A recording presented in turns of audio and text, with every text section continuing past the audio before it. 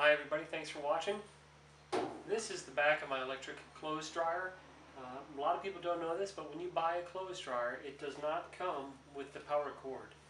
The reason it doesn't come with the power cord is houses may have several different types of receptacles.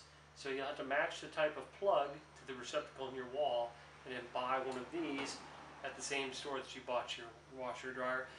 These are also available at Home Depot type stores, Lowe's, big box stores, even Walmart, probably between $10 and $20 per cord.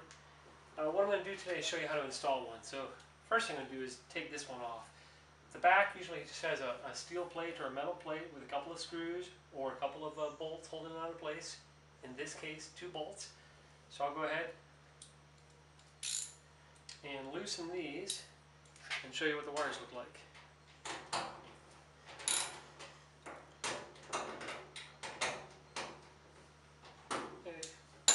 Only two bolts in this one.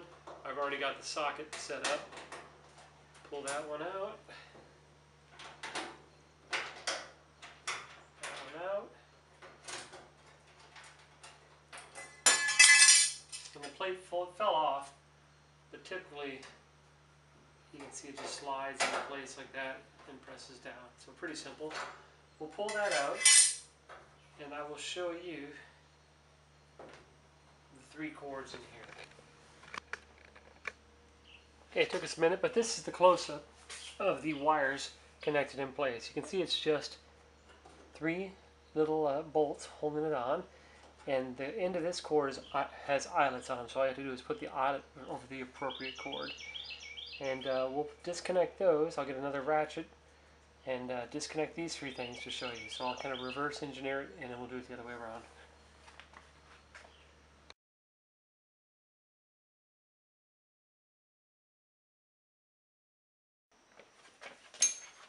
Okay, it took me a while to take this off. I actually had a seized up nut.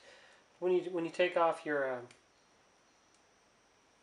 power cord, or when you're about ready to install it, it's going to have 3 eyelets that will go right over these bolts right here. So 1, 2, 3. All you have to do, take it out of the package, follow the instructions, slide this in through this strain relief hole. That's all it is to not put too much pressure on the cord if you're ever pulling the unit around by its cord. But you feed it through here and place the eyelets over the post holes.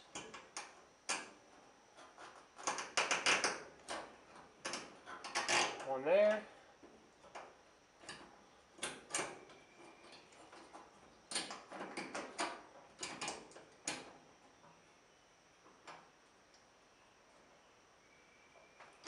One there. And the third one goes up on top. Once those are on the posts, you just take your nut, thread it on in place.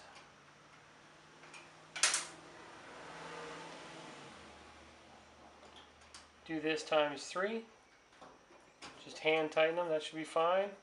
Maybe snug them once or two with a socket. And when you're ready with that, got all 3 in place, your retaining plate goes on top of that. Slide that in, press it back in place, the holes should align,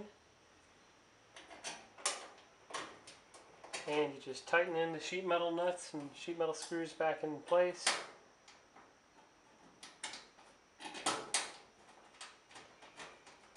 And your cord, specific to your house, which you have to buy yourself, is attached. So before you go out and buy a washer, or in this case a dryer, take a look at your receptacle behind your current dryer and take note of the power cord pattern. This is the kind that you'll have to buy for your new machine, or you can simply take off your old one off your old machine and put it on a new one.